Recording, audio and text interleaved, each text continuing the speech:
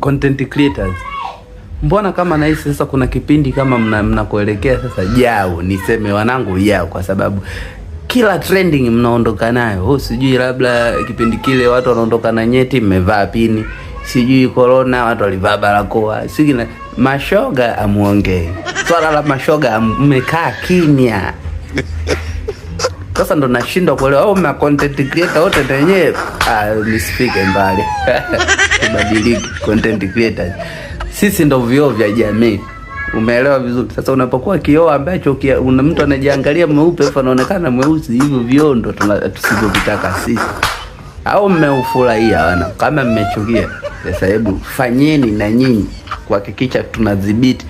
Mtakuja, mimi nawaambia nyie endeleeni kukaa tu kimya, kwa sababu mimi najua mnaniona rahisi hapa. Wewe hujai kuniona, wewe tu utake kuniangalia. Mimi najua umeniona na hii unaiona.